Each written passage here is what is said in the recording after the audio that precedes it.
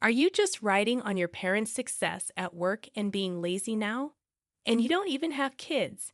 Why did you leave my child alone? How did someone like you even manage to get married? What tricks did you use? My mother-in-law and sister-in-law never liked me. They always threw snide comments and spread false rumors. I'm Karen Williams, 35, married to John, who's turning 37 for 7 years. Since my dad passed away 6 years ago, we've been living with my mom. John is kind, and we get along well. Despite a peaceful home, my career has had its ups and downs, causing me stress. After college, I initially worked at my dad's company, but it wasn't the right fit. In the first year of marriage, I switched jobs, and it was a tough decision then, but I'm glad I made the change. I have 2 brothers who stuck with our father's company. Given my family background, it seemed natural for me to join eventually. The company specialized in electrical engineering, so I pursued and completed my degree in that field before joining my father's business. Since my whole family worked there, I never doubted that was my future. When I started, there were rumors that I got the job because of my father, which hurt. Colleagues distanced themselves when they knew I was the CEO's daughter. No matter how hard I worked, it was seen as riding on my parents' coattails, frustratingly similar to what my brothers faced. I worked hard to prove them wrong, climbing the ladder of success. My boss, despite being the CEO's daughter, was strict, ensuring my promotions were due to my efforts. However, achievements were tainted with accusations of favoritism, which got me down. After 3 years, I met my husband at work, disliked by female staff due to his competence, personality, and substantial income. We had met before at bookstores and libraries, chatting occasionally. It was a surprise when we ended up working together. Our shared love for reading quickly blossomed into a relationship, causing jealousy and gossip among my coworkers. During our time together, I met my husband's family, but my mother-in-law and sister-in-law disliked me. They'd make snide remarks about my supposed easy life and job privileges due to my father. They believed I coasted through life on my parents' success, enjoying a high salary because of them. However, my father, despite being kind-hearted, is strict at work and doesn't mix personal matters with business. He doesn't play favorites just because I'm his child. If I didn't have the skills, he wouldn't have hired me. I respect my father's judgment, and it frustrates me when others belittle it unreasonably. My mother-in-law and sister-in-law, especially the latter, criticize me for supposedly riding on coattails and resent my close relationship with my husband. They question how someone like me got married, implying I used tricks. My sister-in-law, dressed impeccably in high-end fashion, turns heads, but her sharp personality leads to short-lived romances. I later learned she confessed her feelings to my brother in college, but was turned down. During a family gathering, they recognized each other, and my brother shared this story with me. As his sister, I know he's earnest, hardworking, and considerate, with a flair for fashion that makes him popular with the ladies. My sister-in-law's frustration from being rejected seemed to make her harsher towards me. So, I decided to maintain some distance, especially when it was just my mother-in-law and sister-in-law around. Whenever I visited my in-laws and had tea, it tasted strange, as if something had been added intentionally. It wasn't obvious, but it seemed like my mother-in-law was serving unpleasant food to harass me. Initially, I thought it might be my imagination, but when she smirked and ridiculed me for not appreciating the taste, I realized it was deliberate. Both of them were always sour or mean, even when I tried to be friendly in front of others. I learned to navigate around them to avoid their snide remarks. When it came to the food at my in-laws, I politely ate as little as possible to avoid being rude. If you ask whether I lived happily after marrying my husband, I'd say not quite. Despite a good relationship with my husband, marriage brought more gossip at work. The workplace gossip got worse than when we were dating, and the ongoing harassment and sarcasm from my mother-in-law and sister-in-law gradually drained my spirit. While I found my work rewarding, the toxic environment made me question if this was okay. Contemplating my future more and more, my father's passing, and my brother becoming the CEO led to gossip about me being the CEO's sister. Already shocked by my father's death, my spirit was completely broken. I felt I could no longer work at the company, even though I had always imagined working there. Years of gossip and sarcastic comments had eroded my self-esteem, and I found myself crying easily without understanding the source of my sadness. I was truly at a loss. Seeing me in such a state, my mother and husband were genuinely concerned and took excellent care of me. With their support, I slowly began to recover and discussed my future with my mother. I had been considering trying a different job, but I felt like I lacked any special skills. Depressed, I voiced my concerns to my mother, asking if there was anything I could do. To my surprise, my mother said, "Karen, you've always loved reading and writing stories, haven't you? I think you'd be suited for a job that involves writing." Her words jogged my memory. It was true. I've always been an avid reader, excelled in liberal arts subjects, and enjoyed writing novels and poems. Encouraged by my mother, I started contemplating a career in writing. Upon reflection, I realized that a career in electrical engineering wasn't right for me. My mother had always advised me to choose a job I loved since my student days, but I didn't see it then. It seemed my mother understood me better than I understood myself. So, I decided to make a fresh start and aim to become a novelist, starting my career in writing.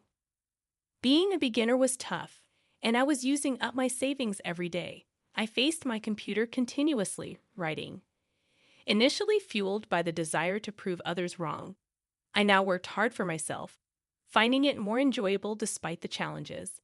I dedicated most of my day to crafting stories, and by the second year, I was earning about as much as an average office worker. In the fourth year, one of my novels won an award and got published, allowing me to sign a contract with a publishing house, ensuring a stable flow of work. By the fifth year, thanks to a hit novel, I was earning more than my husband. My novels were even adapted into comics and dramas, ensuring a steady income. The journey was tough, but working as a novelist made me realize that my previous jobs weren't the right fit for me. However, my success wouldn't have been possible without the support of my mother and husband. As for my mother-in-law and sister-in-law, they doubted my success when they heard I became a novelist, making snide remarks about leeching off my husband. After my father-in-law passed, their comments worsened. Working mostly from home, they called me a nerd due to our high-rise luxury condo, assuming my husband covered all expenses. They believed I didn't contribute financially, despite explaining that the condo was my inheritance, and I split living costs with my husband.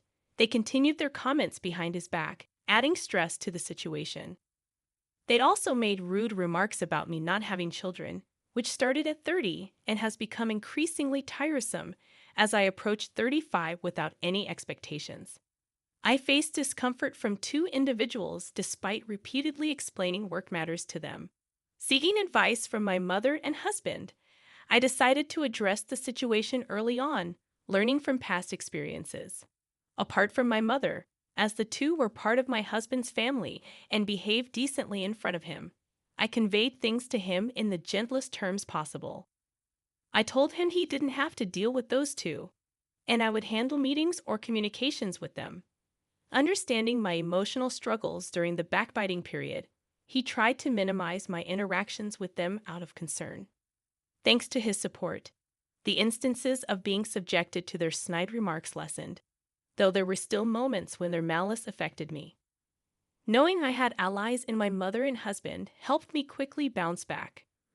Regarding the issue of not having children, my mother, who had me at an older age, assured me there was no rush. She shared that I had been born later in her life, so there was no need to worry. I decided not to stress about it too much and wait patiently. Considering my workload, the negativity from those two, and the feeling of being rushed, I thought it wouldn't be the right time to have children. Despite occasional snide remarks from the two, my mental state was more stable than when I worked at the company. Living peacefully in the well-designed and well-located house my father left us, I enjoyed a happy life with my mother and husband. The shared facilities, including gym equipment and workspace, allowed me to exercise and take breaks during work, making everything run smoothly. However, one day my mother, who had been energetically working, suddenly collapsed and passed away from a stroke. She had gone to work as usual that day, seemingly healthy with no chronic illnesses. I sent her off with a smile in the morning, never expecting this turn of events. Stunned, I rushed to the hospital, but she had already passed away. Seeing her, looking as if she had just fallen asleep, disbelief washed over me. As I arranged for her funeral, my feelings finally settled down, and I quietly cried, unable to believe she was gone so suddenly. My husband, aware of how lively my mother was in the morning, also cried in disbelief. With a close and long relationship with her, he mourned her loss as well. Amidst our sadness, we prepared for the wake and funeral, managing the reception as acquaintances came by to mourn. Witnessing the outpouring of love for my mother was consoling. My mother-in-law and sister-in-law, acting somber in my husband's presence, approached me when he was busy with others. Insensitively, they whispered, "With your mother gone, it's going to be tough. And since we're family, no need for condolence money, right? I won't give a dime to a gold digger like you." Their lack of compassion shocked me, but before I could respond, my husband intervened, and they quickly pretended to be sad and left. Despite their audacity, I chose to focus on mourning my mother rather than dwelling on their rudeness. Back home after the funeral, grief overwhelmed me, and I felt listless. Memories of my mother flooded back, making the sense of loss unbearable. Despite the busy funeral preparations, the sorrow intensified once I returned home. The vibrant image of my mother made the grief even more poignant, and I found myself crying again. While deep in grief, a rational part of my mind knew I couldn't afford to stay this way.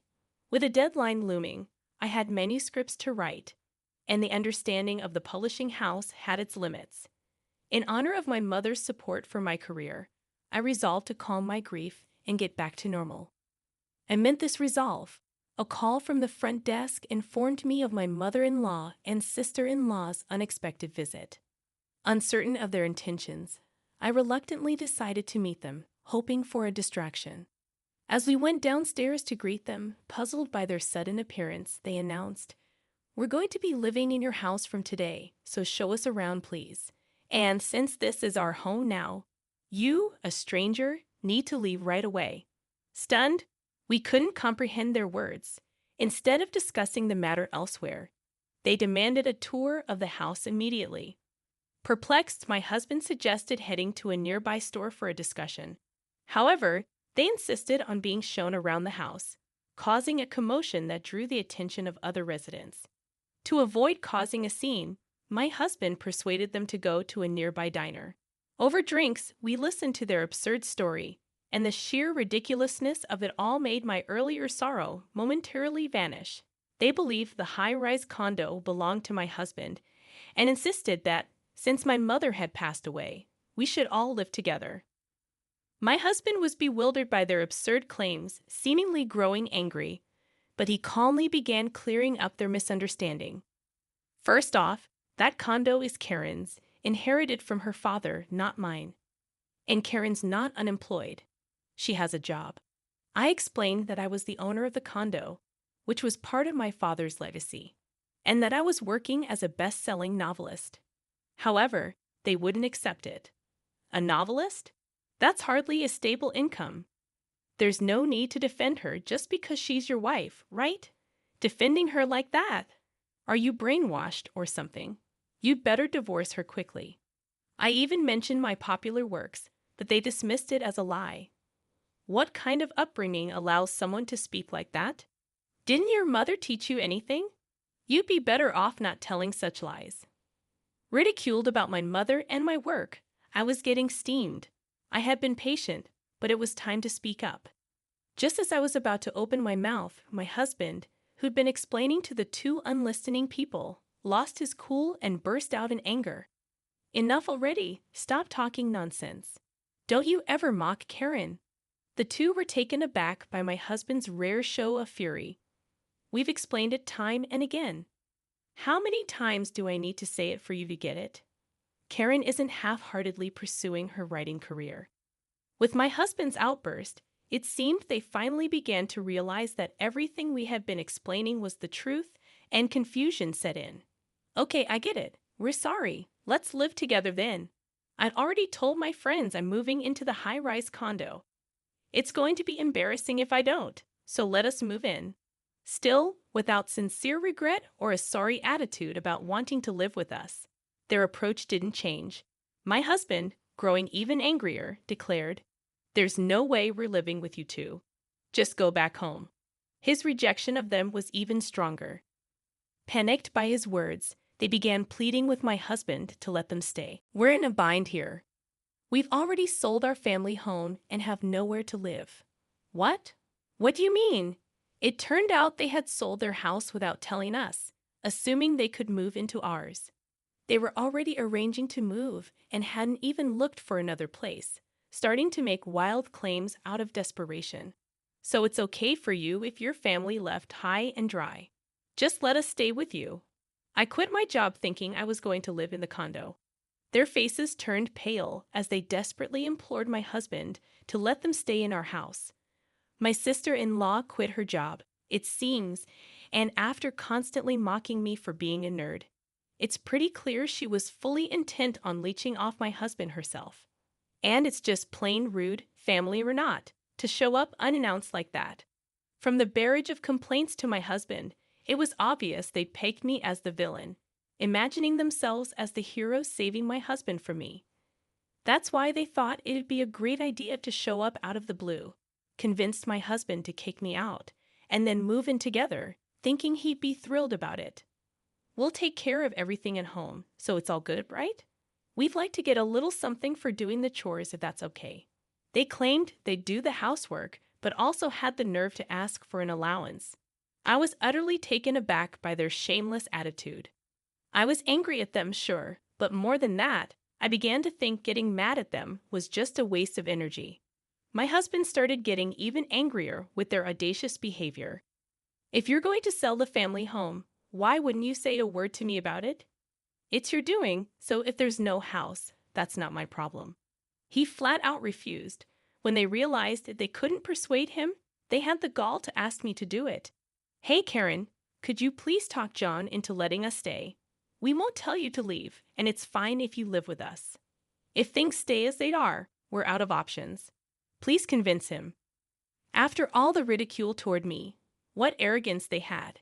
It's my house and my name, yet they act so high and mighty. I've always detested the idea, but if I ever lived with them, I'd surely be tormented. Before I could sarcastically refuse, my husband burst out again, exploding with anger. "Enough is enough. After all the crap you've given Karen, you've got some nerve. Just stop asking for a share of the home sale money and go back where you came from. I don't even want to see you two anymore." And with that, he made an outright declaration of disownement. Despite their persistent attempts to cling to my husband, we ignored them, settled the bill, and promptly left the restaurant. They still shamelessly showed up at our upscale condo from time to time, unrepentant. After I explained the situation to the building manager, they warned those two, knowing that if they kept making a racket, the cops would be called and sent them away. But they still showed up, lurking around the front door, badgering my husband to let them move in or to give them financial help. When my husband finally got fed up and threatened to call the police, they stopped coming around. Looks like he was serious about cutting ties. He even went through with the legal steps to disown them. But then they started sending our phones plenty of messages, emails, begging to live with us, and asking for money kept flooding in. I got so fed up with the constant harassment that I immediately blocked their numbers. Turns out their family home was too old and inconveniently located to sell for much, and they were counting on my husband without any savings of their own. So they ended up selling what they could and moved into a cheap, run-down apartment. Finding a job was tough, so they're scraping by with multiple part-time gigs, living a busy life. As for me, well, the good news of a pregnancy came through once the relentless messages stopped. I had been worried about not being able to have kids, so this was a real joy. With this happy news of pregnancy, I finally felt a glimmer of hope after a long time. I'm determined to be the kind of mother my child can always feel safe with, just like my mother. And while looking forward to the arrival of my baby, I continue to dedicate myself to my work. All right, everyone's presentations are done. Nick, the manager, said as he tried to move the discussion forward. Excuse me, I haven't. I recently found out something. Nick interrupted me and began to speak. There's apparently someone in this department who didn't graduate high school and is just a part-timer. Meetings should be for employees only. Absolutely right. His lackey, Mike, of course, agreed with Nick. I'm leaving. After leaving the meeting room, I started to shut down my computer. I noticed that an email had arrived, not in my personal inbox, but in the company's shared email. Thinking, there's no point in speaking up, no one will listen, I went home quietly. The next day, I heard a commotion from Nick's desk. He was staring at his computer screen, his face pale.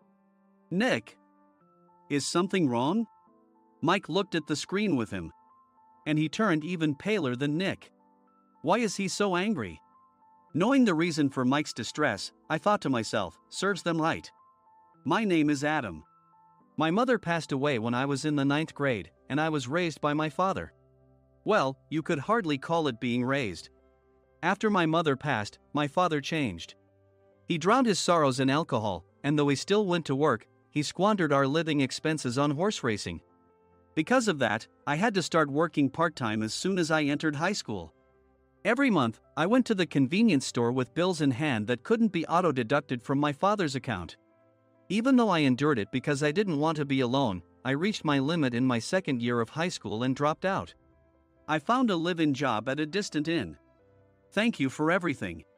The day I left home, my father, still staring at the TV, spoke. Take care. That was our last conversation.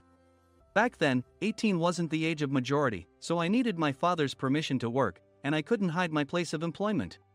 Yet, my father never visited me even once. I kept working just to survive, and before I knew it, I was 42. Years of hard work paid off, and I was transferred to the headquarters. I was thrilled to be recognized by the company, as I thought I'd be working in the field until retirement due to my lack of formal education. Listen up. Our work can change the future of our employees. Don't drag us down.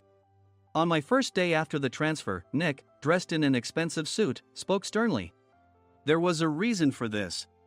Our inn was located in a prominent tourist destination, known so well that everyone in the state could sing its commercial jingle. At its peak, we had 5 locations within the state. But that was long ago. Due to financial difficulties and aging facilities, only the place where I had worked for many years and the original establishment remained. I was prepared to lose my job anytime, but now there was a glimmer of hope. With the rise of social media, the tourist area where the inn was located started gaining attention again. Depending on how hard the sales department, where I was transferred, worked, we could either thrive or be forced to give up this prime location to the new hotel chains continuously popping up. For Nick, who had switched careers from another industry to strengthen our sales, this was a battle he couldn't afford to lose. I understood why he had to be strict. I will do my best. Nick sneered at my enthusiastic declaration. Did you not hear what I said? I'm sorry. I thought I was listening carefully. Out of habit from years of customer service, I apologized reflexively, though I had no idea what had offended him. Someone was watching me with a smirk. In this department, there are those who are expected to excel and those who have been shoved here because they have nowhere else to go. You are the latter. It was Mike, the section chief. He's 7 years younger, at 35. But he was called to headquarters much earlier than I was and had been moving around within the headquarters ever since. I'm not jealous, but I can't accept that he's my boss. Graduating from a prestigious university, he has an unusually high pride and caused many problems as a newbie, making things very difficult for me when I was the front desk leader. When I found out Mike was transferred to the sales department a month before me, I was disheartened. Mike is right. With just a middle school diploma, there's not much you can do. Don't even think about achieving results. As if I didn't exist, Nick remarked, I'm thirsty. Mike eagerly ran to the coffee maker. It seems Mike is Nick's lackey.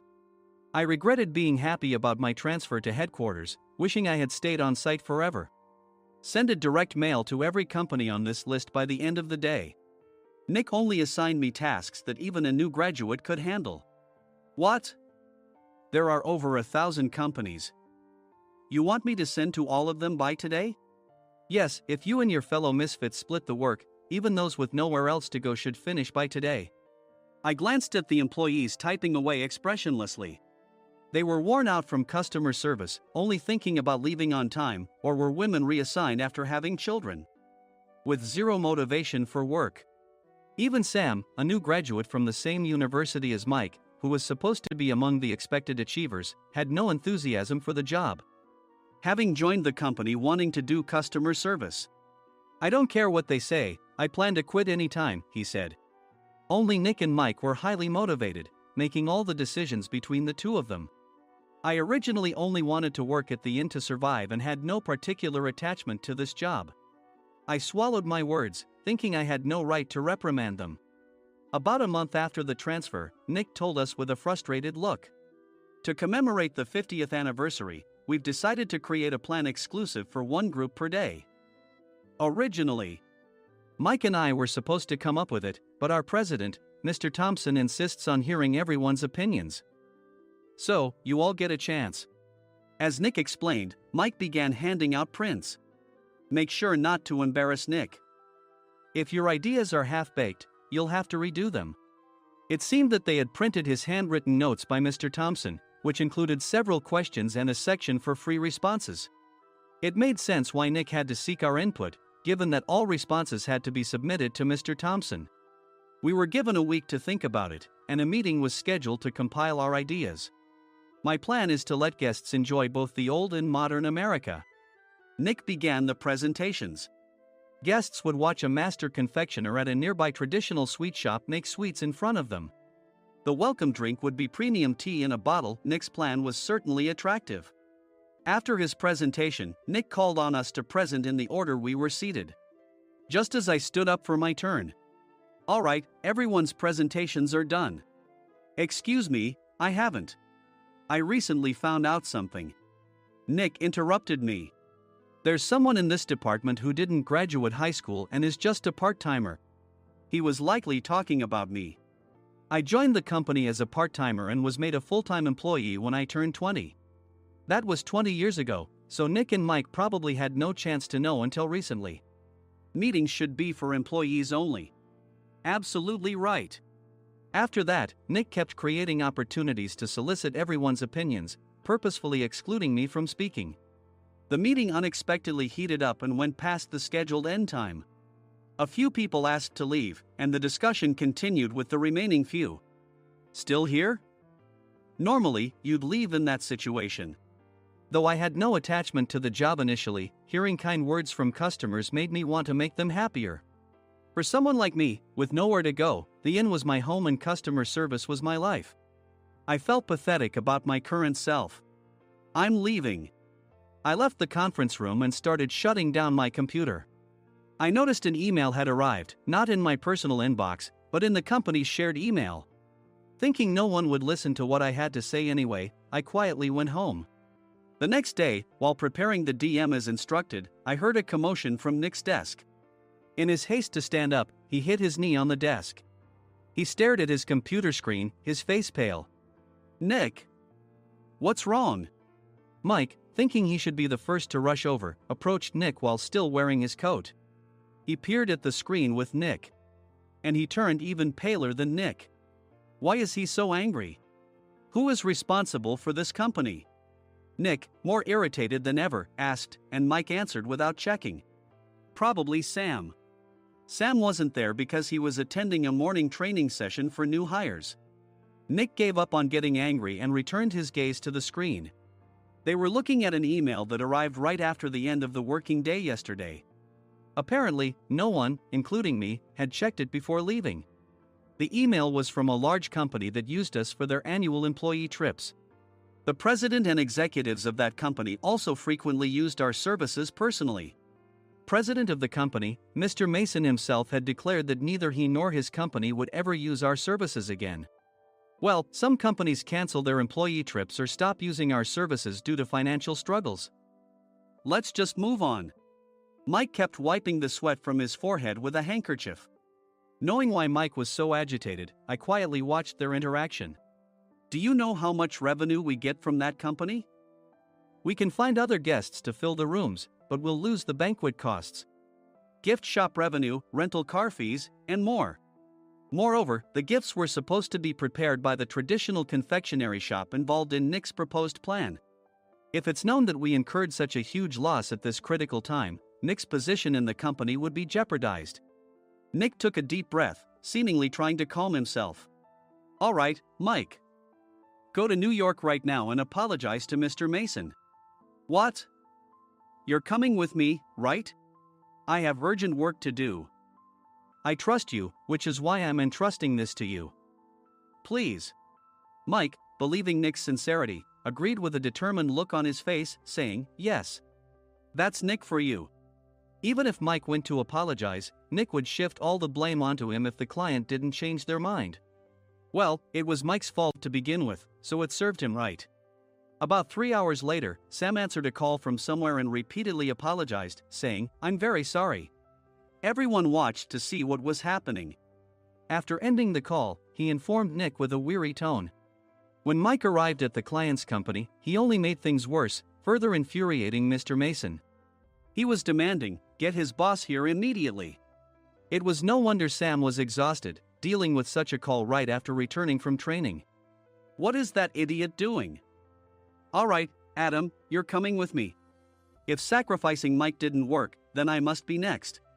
Normally, I'd want to refuse at all costs, but I saw an opportunity in this situation. If I can be of assistance, I'd be happy to join you. I immediately followed Nick, and we flew to New York. When we introduced ourselves at the reception, it became clear how serious the situation was, as the receptionist personally escorted us to the president's office. Angry voices leaked through the door, making both Nick and me uneasy. Excuse me. I'm Nick, the supervisor. I understand my subordinate has caused you trouble, and I deeply apologize. Nick, with his experience in the corporate world, knew enough to offer an apology before excuses. However, his customer service skills left much to be desired. I sighed as I saw Mike trembling like a small dog in the corner of the room. What kind of training are you giving your subordinates? Mr. Mason glared at Nick with a red face. The intensity of his gaze made even Nick take a step back. Regrettably, I joined this company only 2 years ago and was unaware of Mike's issues. I should have identified his shortcomings sooner. Indeed. I should have realized sooner. No sensible person would come to apologize and then give a lengthy presentation on the drawbacks of not using their in. Nick froze, his mouth slightly open. Suspecting the worst, I picked up the documents that had fallen to the floor. It seemed Mike hastily prepared these documents on the plane, listing the disadvantages. Disadvantage 1, if you change the venue for the company trip, employees might suspect it's for cost-cutting reasons, leading to a negative impression. Reading it aloud half-jokingly, Nick snatched the papers from my hand and checked the contents with a furious expression. Among the stack of documents was a receipt from a nearby convenience store's copy machine. I felt a pang of dread, hoping he hadn't shown the receipt as well. What do you think he said when I asked what kind of nerve he had to do this? I'm very sorry. Faced with the dire situation, Nick must have thought there was nothing left to do but apologize. In a voice smaller than I'd ever heard from him, he uttered words of apology. He said, I'm a Harvard graduate. I don't believe I said anything wrong. Mike! What have you done? Forgetting his plan to pin the blame on Mike, Nick yelled loudly, even in front of Mr. Mason. I didn't do anything wrong. You're still saying that? Look at him. Mike pointed at me with a shaking hand. I was assigned to headquarters in my 20s and now I'm a section chief. This guy only made it to headquarters at 42. Everything I've done proves I was right. So why are we losing the contract? Having said his piece, Mike collapsed to the floor. Of course. You were sent there because you had nowhere else to go. Mike never expected to hear such words from someone he looked down upon. He lunged at me, and Nick hurriedly stepped in to stop him. Mr. Thompson told me Mike is a quick thinker and to take good care of him. There's no way he was pushed aside. Don't make things worse here. He didn't say quick thinker, he said only quick-witted, didn't he? I don't remember that part. I recalled the many troubles Mike caused when he was a newbie. When Mike was on the front line, his pride was so high that he never apologized to customers. Customer service, especially in our job, doesn't work alone. It brings both good and bad situations. If the front staff or housekeepers made mistakes, or the cleaning company didn't properly clean a room, one had to apologize to the customers regardless of personal fault. Mike, in such situations, would never apologize, insisting he wasn't at fault. This often angered customers, and as the front desk leader, I frequently had to apologize on his behalf. He caused complaints and disrupted operations, which is why he was quickly moved to headquarters. In departments where he didn't interact directly with customers, his quick thinking was beneficial and things went well. But it seemed his flaws were starting to show. Corporate reservations are supposed to be entered into the system by the sales representative. But a quick check yesterday revealed that more than 10 items were missing from the client's reservation. The handover document clearly stated what needed to be prepared. Why didn't you enter it into the system? Why do we have to give them special treatment? Filling rooms near the banquet hall, setting up all the food in advance. Specifying the brand of wine, they're too demanding. No wonder he always angered customers, I thought, feeling a headache coming on. Grouping them in rooms near the banquet hall is for our benefit too. It makes it easier for the staff to set up beds and serve breakfast since everyone's schedule is synchronized. As for the other requests, Mr. Mason suggested them to lighten our load. I didn't know that. Nick finally seemed to realize that Mike was the one who had angered the client. What did you say to them? I just told them we wouldn't give them special treatment anymore. We shouldn't waste effort on things that don't bring in money. I was utterly exasperated at his lack of understanding of customer service. Of course, we shouldn't comply with unreasonable demands. But carrying over successful practices from past stays makes customers feel remembered and enhances their experience. Good memories encourage repeat visits. That's part of our job. I looked down at Mike, who was sitting on the floor. In our job, nothing is a waste. Mr. Thompson likely moved you to the sales department, hoping you'd finally understand this. How do you think he feels now that you've failed to meet his expectations? Mike, tears in his eyes, fled the president's office. I was amazed he still hadn't apologized. You have it tough, Adam. It's okay, we're all employees of the same company. I deeply apologize for this disrespectful incident. Especially after all the care you've shown us. If it weren't for you, Adam, I really would have stopped staying here. When I heard you were moving to the sales department, I was willing to reconsider if you handled it. Seeing us talk so amicably, Nick's face contorted. Do you two know each other? Adam's service is excellent. I always requested him specifically. Normally, we don't accept specific staff requests, but we made an exception for Mr. Mason, adjusting my shifts accordingly. He had personally stayed at our hotel just before my transfer, and during casual conversation, I mentioned, I'm moving to the sales department soon. If I hadn't told him then, things could have been much worse. Please continue to take care of us. I look forward to it. On the return flight, Nick awkwardly offered me a can of beer. It's still working hours. Of course, I had no intention of forgiving him for a single beer. Nick might try to pin everything on Mike and avoid any consequences.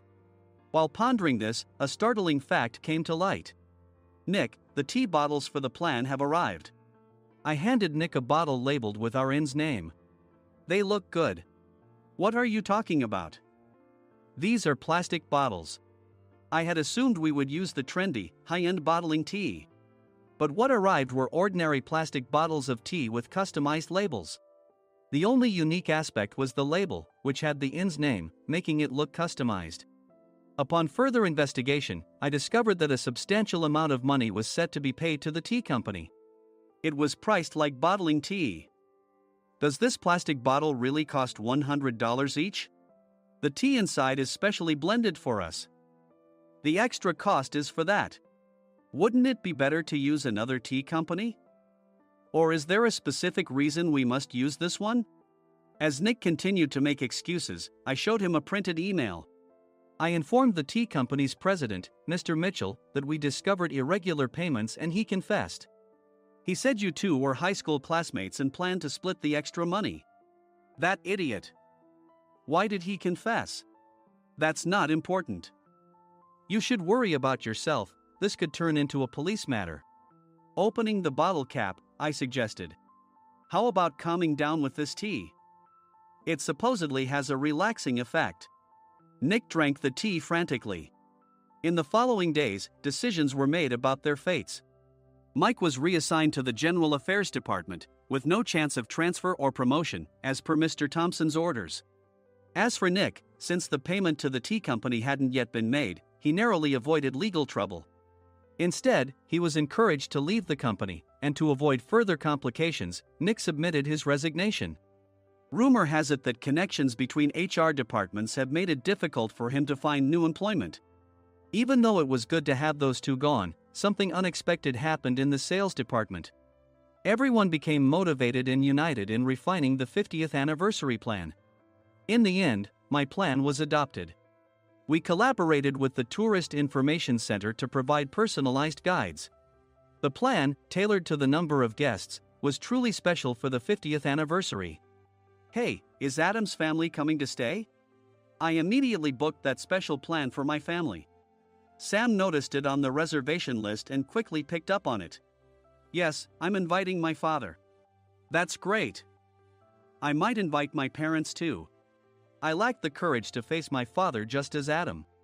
But here, with the confidence Mr. Mason praised, I felt ready. The 50th anniversary plan was a perfect opportunity to reconnect with my father. I hoped to bring back the days when we could laugh together as we once did.